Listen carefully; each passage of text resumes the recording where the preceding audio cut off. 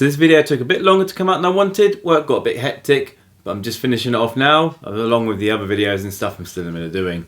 Anyway, today we're looking at the Heroquest US version versus the UK version from the 1990 editions. And for this I'm looking at the UK second edition because this already had the changes which seem more in line with some of the changes in the US, such as shuffling the treasure deck to make it more dangerous, etc. So let's begin, starting with the books. As you can see here, not only is the US version bigger than the UK version with the instruction booklet rather than the rules of play, also the US got some colour rather than just the plain black and white that we got. Going for all the physical changes then, we had 6 combat dice included with the US version, which is quite handy, compared to, as you can see with the UK, there was only 4 special combat dice included. With the physical casting of the minis too, the NA versions came out slightly lighter than the UK versions. As you can see here, the light green compared to the darker green of the UK version. With the character sheets, they've removed the crest and the motto you used to have to fill in to just give you more space for recording weapons, armour, gold coins, etc. More body points, because trying to fit it all in that little square was an absolute nightmare, even so you can circle the quests you completed rather than just trying to fill in all. I remember having to write the tasks, writing out the full name with my scrawny kid's handwriting, filling out that box after about 3 times. So, much prefer the new character sheets, to be honest. Originally we had 66 cards included in the deck. These have now been included by 64 cards. The 5 quest treasures are replaced by the 10 artifacts. The 14 equipment cards are now replaced by the 12 chaos spell cards. And 1 less total treasure cards included in the deck. The NA now comes with some of these, they have all these skull tokens. Having to track more body points, so you use these, place them on your monsters to track if they've been wounded. Obviously as well, the original quest book was in portrait, the new quest book is in landscape. Just makes it easier because all the quest pages are in landscape anyway, so all they've done is just change the text on the flavour pages, etc. So you don't have to turn the book around multiple times if you're trying to read different things. Like in the original where you'd have to go, oh I want to read the text, and then when you need the map you've got to turn it around. They've also, again, they've added colour, so now when you're looking through the quests you can see traps, monsters, they're all coloured in. It makes it easier to identify from a distance or just in a rush if you're trying to scan quickly. All the blocks corridor tiles now actually look like stone walls, which is quite good, and all double-sided, but then these now represent the fallen block traps that block the corridor. So this looks more like a wall rather than a pile of rubble every time. All the original character reference cards have been shrunk down and made to squares rather than the rectangles, and flipping over in the reverse, they've used that space to give you little helpful reminders for everything you can do on your turn. A nice little reference sheet for your characters. And of course, the one that throws people trying to resell on second copies over here, there's now a stand for the sorcerer's table, which was not included in the UK version. So finally, every piece of furniture now has a cardboard stand. This one doesn't have candlesticks, what a shame, but it's got the stand instead. The one main story point to bring up, obviously, Morcar, Lord of Chaos, is gone, replaced by Zargon, the evil sorcerer. Right, moving on to the rules differences between the 2 versions. Searching for secret doors and traps has now been split from 1 search into 2 separate actions. As well as this, you'll see disarming a trap has also now become a separate action, no longer being automatic for the dwarf. Heroes now have starting equipment, no longer just starting with basic red dice and then just adding weapons to them. So they actually have the short sword equipment for the elf, for example. And if he loses that, he's unarmed, he's not just a basic 2 dice. As mentioned when discussing the skull tokens earlier, basic monsters can now have more than 1 body point, compared to originally when everything just had 1 body point in the base game. Searching for treasure is now definitely only in rooms it's specifically mentioned in the text. This is probably to clear up some ambiguation, as originally it just said they search the whole room or passage in which they're standing, which suggests you can search for treasure in passages. Although the treasure section does only mention rooms. But it doesn't specifically say rooms only, so many times when we played we searched each passage for treasure too. But then Wandering Monsters said place in any vacant square in the room or passage, so maybe you could search passages. It wasn't very clear at all, to be honest. Secret doors are no longer open the minute they're found for the rest of the game. You now have to actually walk up to the secret door and open it. There's a lot of changes to traps, so firstly, no longer do you reveal all traps that are found in the corridor. Instead, you just point to where the traps can be and inform the players. There's nothing on the square to reveal them. So we do now have a lot of rules sections about jumping over traps as well, which was only really mentioned for pit traps, but you can now apply it to all traps. Although it still works the same way, you need to avoid rolling a skull to jump the pit, or whatever the trap is in this case. Something they have added now though is that inside a pit counts as a room, so you can both search the pit for treasure or secret doors. And as pit traps are no longer revealed immediately, you can actually disarm them and not have to have a permanent pit the minute you've searched for traps. Before, monsters could avoid traps, but when they're revealed, basically so a pit trap, they had to follow all the rules. This has now changed, as the monsters will always jump a pit successfully or voluntarily fall into it without taking damage. So gone are the days of just jumping over a pit and watching all the goblins fall to their doom. Disarming a trap has now become more dangerous than before. The toolkit still has the same success and fail rate as it used to. However, now instead of just taking one body point, the heroes automatically take the full force of the trap, whatever they've set off.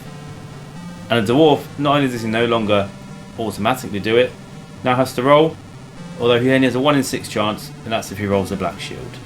So one of the main rule changes, which assisted to the US version being harder than the UK version, was the addition of chaos spells. Obviously it would mention, it would tell you in the quest if they're going to have the spells and what spells. This meant the spellcasters, they had more options available, they became more dangerous to fight. And it removed where Morcar had to take a set of spells off the wizard, or just say they can run into a wall, and now they have an actual list of what they can do and a limit to how many times they can do things. Whilst heroes used to be eliminated instantly on reaching 0 body points, they now have a chance to save themselves if they have healing potions or healing spells and they haven't used their action that turn. Which is quite lucky. I suppose because the game got more dangerous they added this in, which was quite handy to have. And also, when the hero dies, all their belongings can basically be picked up by any player in the same room, whereas previously another character would have to search for it, and would also then have the option of just keeping what they wanted out of it. A bit more of the competitive versus cooperative that are differences that the two versions have as well. And the last rules bit to look at is that the heroes now have the option to end the quest early, which was never really talked about before. And I guess it's an option added because it's much harder and they don't want to eliminate you all every time, every game. And it does have a thing about unfinished quests, which does mention if they've got halfway through the quest, you just design your own. So whether you'd add more monsters, just design it with fewer monsters, make it easier, make them have reinforcements to defend themselves, who knows? So as we mentioned, when the game came across the pond, it got harder, and one of the things they did was to make the monsters have some better stats.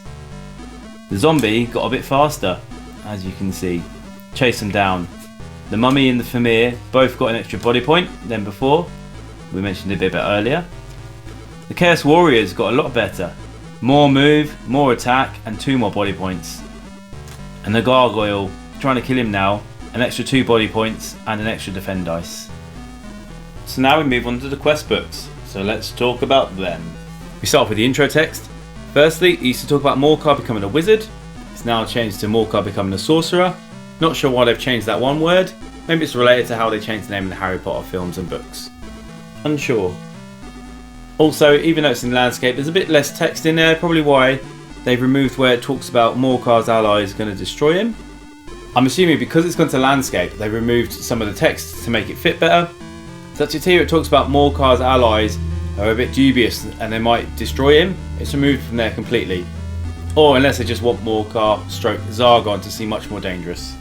And no longer can you just complete 3 quests, it does tell you to complete all 14 quests to become your champions.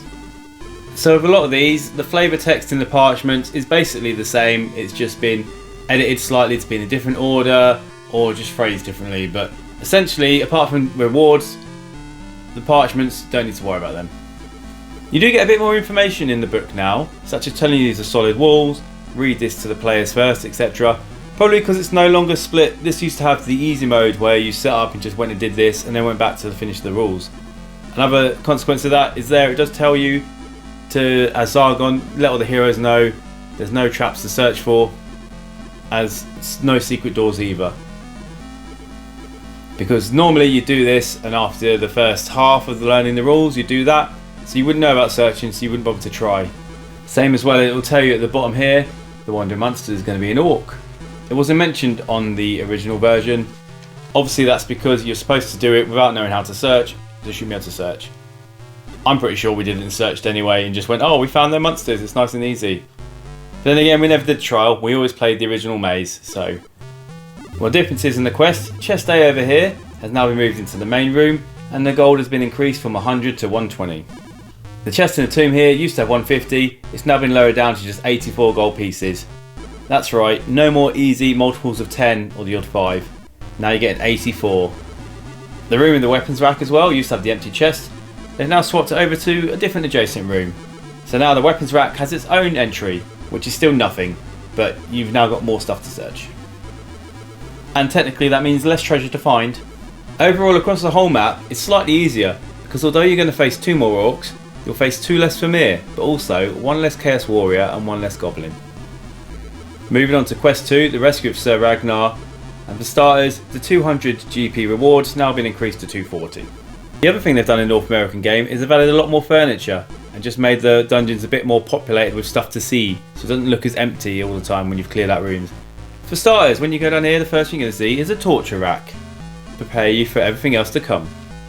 Chest B over here, they've chucked in an extra 10 GP for you. But in return, Sir Ragnar's cell can now no longer be searched for treasure. I mean, I guess it's a prison cell, so it makes sense, but now they've said you cannot do it, mainly because he probably looted it all for himself already. The last mission overall was a bit better, but we've already started getting worse. There's 5 extra goblins and 3 extra orcs you're going to have to deal with now. In Quest 3 Lair the Orc Warlord, your 100 gold reward has now been increased to 180, almost double. The weapons rack in the top corner no longer has a spear, probably because it doesn't actually exist in the armory.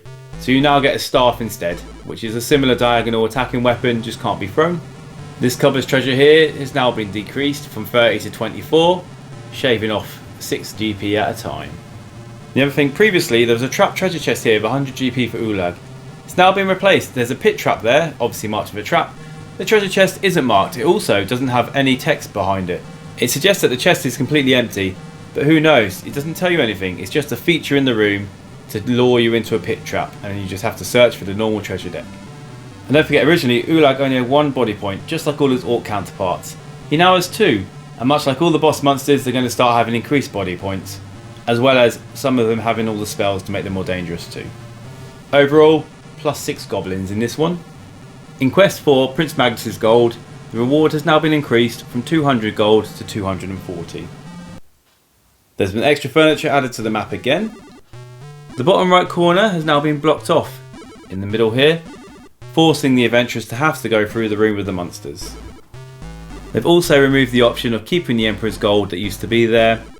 Again, they're trying to make the game more cooperative and less competitive, but also you now have to complete all the missions to become a champion. The only disadvantage before to keeping the gold was that you could no longer become a champion, which for 3 missions is fine, but if you've got to complete all 14, then maybe they just thought it wasn't worth it. Or maybe they just didn't give you the gold to take away the easy option. Overall here you're going to find an extra 4 goblins, an extra 2 orcs, and an extra 2 spear traps as well. Simelar's Maze, this has got quite a bit going on around here. For starters, they've now added a potion of healing to the alchemist table to find, but only half a potion of healing, so it only works half as well. They've also added an extra door here, so you can now access the room with the alchemist table easily, which makes it a lot easier to go around to that falling boulder trap without having to go through the room with the sliding throne. And I guess that's to remove any of the ambiguity about can you search for the secret door from behind the throne when it says to search in that room to find the key. They also happen to have moved the table in the centre room to make it harder for the heroes to come in and swarm the monsters. They're now going to have to battle past them to get to the zombie. The gargoyle as well, he's now guarding an additional trap chest, not just a room with skeletons, so you actually have a reason to enter it to face the traps. And that room's got the extra spear trap for the map, but you're also going to find an extra 3 orcs, an extra zombie, and an extra mummy.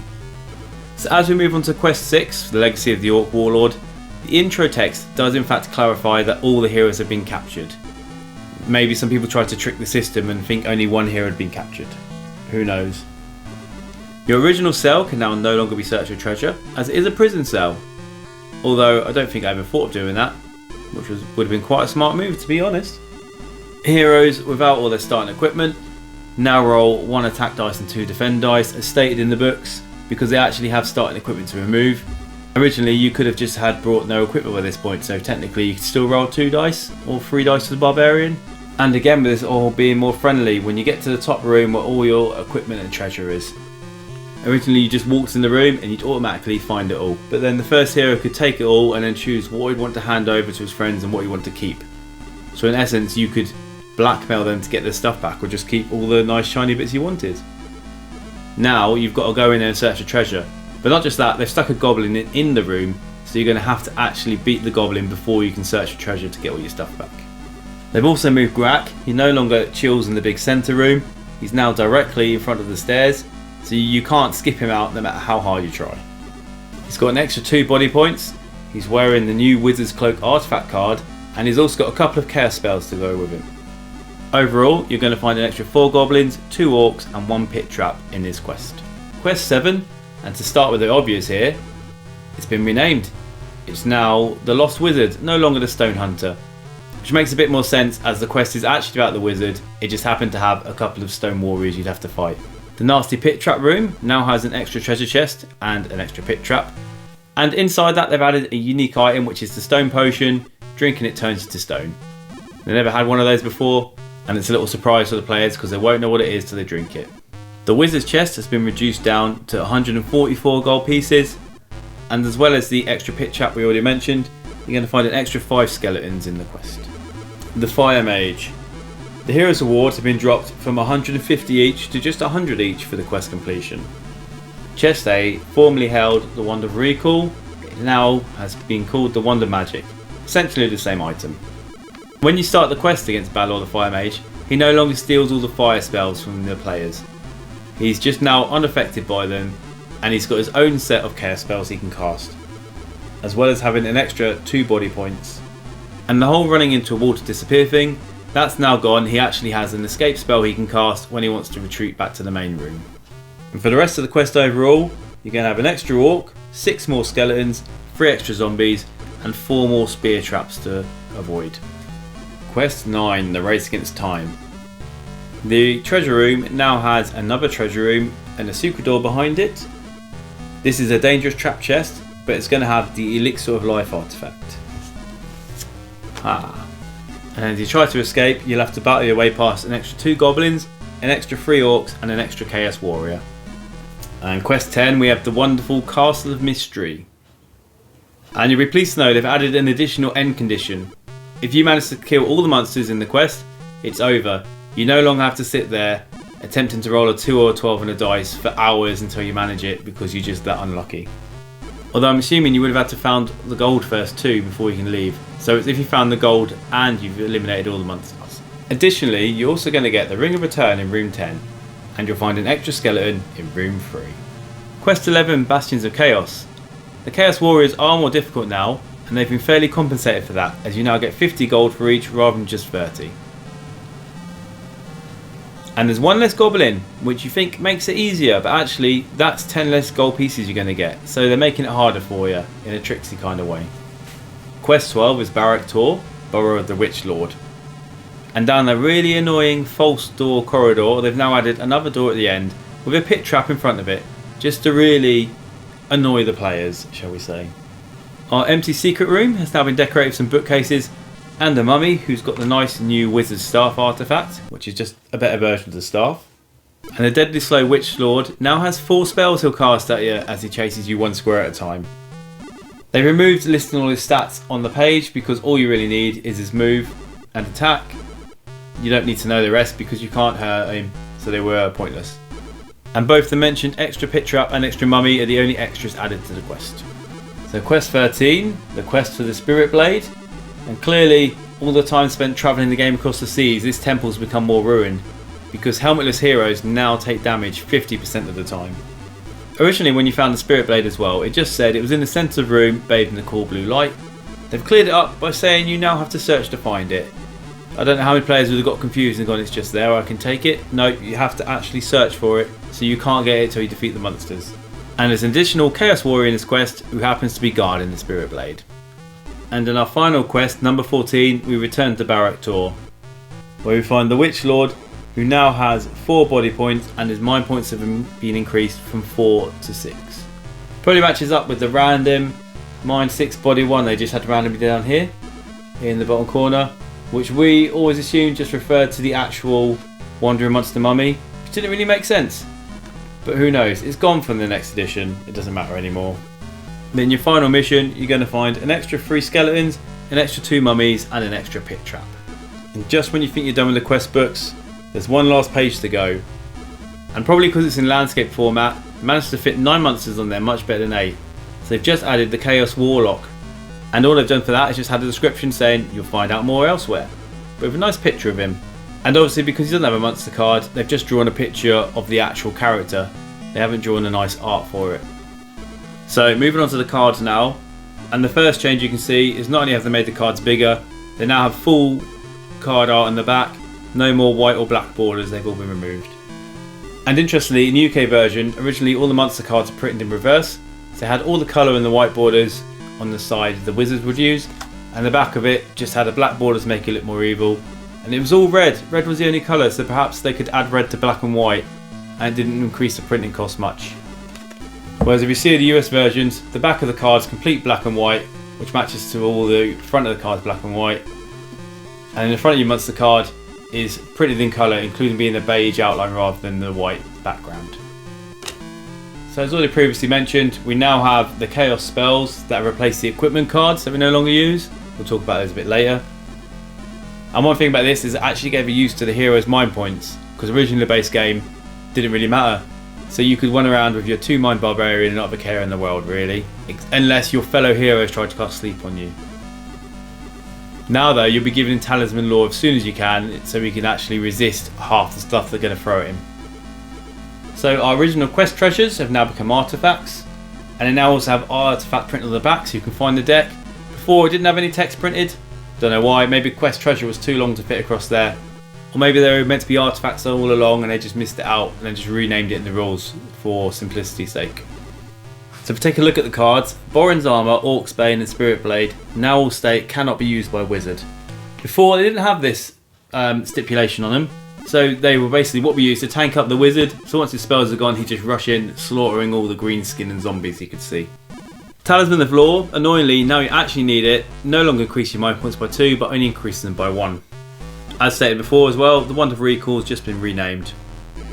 The additions, we've got the Wizard's Cloak, which just replaces the old equipment card, which makes sense because only one person could ever buy it.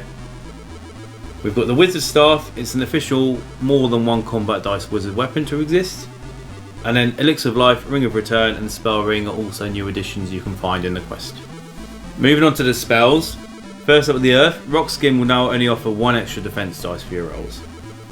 In the air spells, Tempest can no longer be cast on the player, again enforcing the cooperative not competitive aspect of the game.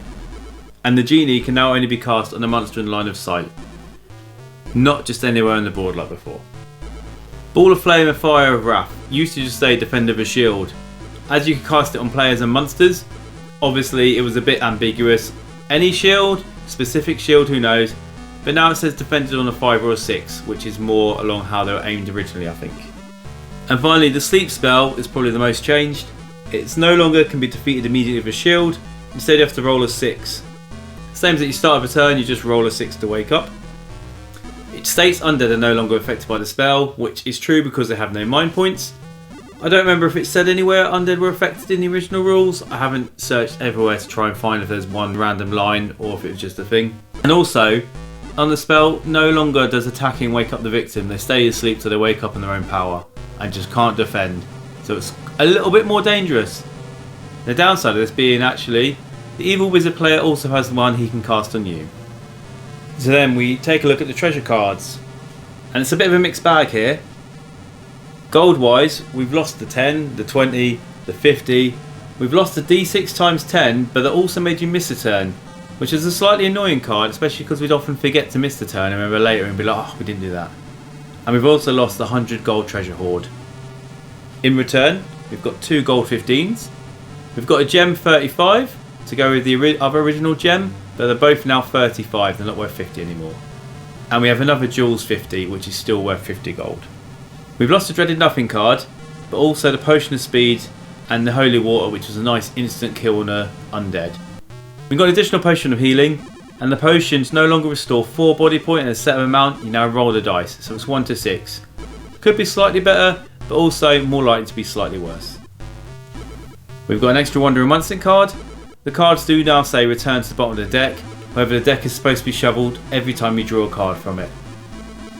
And finally, the traps have all now been renamed to hazards, and there is an additional hazard in the deck. So the equipment deck's now gone, it's just been replaced by the Armory sheet, which is quite nice because it removes the whole debate on whether you have to buy the equipment card to use it or you buy it and write it down, because you can find stuff and someone might have purchased it, etc. Who knows. So anyway, here we go. You've just got your Armory, buy what you want. So as we already mentioned, Cloak of Protection's now moved into the artifacts, while the Bracers has been removed completely from the deck. The Spear and the Hand Axe, they've both gone, taken away throwing weapon and a diagonal attacking weapon. They've been replaced, looks like, by a dagger, so it's a nice 25 gold coins cost throwing weapon, and the longsword, which is an additional 3 attack weapon, but it's just there for attacking diagonally. So it's mainly for the barbarian, I think. The staff is still there, but it now only rolls 1 combat dice, although it can still attack diagonally. The short sword no longer does attack diagonally, assuming it's because the hero players start with it. But as I said, we've now got the longsword, which can attack diagonally, so you still have about the same weapons at will. The battle axe has had its cost increased to 450 gold pieces.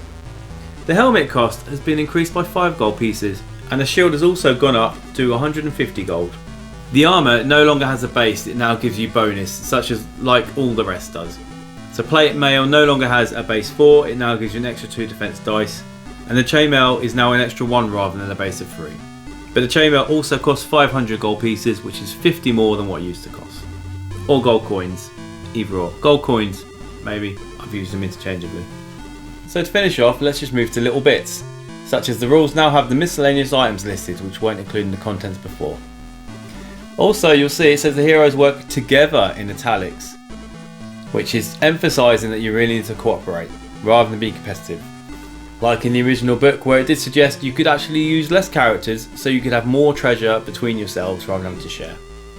The book now suggests to keep 3 combat dice for yourself and give 3 to the players, which to start with works fine, but now you still need to, if you have to roll more than 4 dice, go get more dice from around the table, and you've got to do it for 4 as well now as well. Just a bit odd. As we mentioned, we no longer have the 2 mission split where you do your rulebook, do your trial mission to go into full game. It's now all done in one. But hence why the trial quest has all this extra info just to read out to the players, because they won't have done anything yet. Rules now specify that pit traps can be shared, so no more dropping one guy in there so you can use him as a pillar to run over. So how you're going to share them easily, I'm not too sure.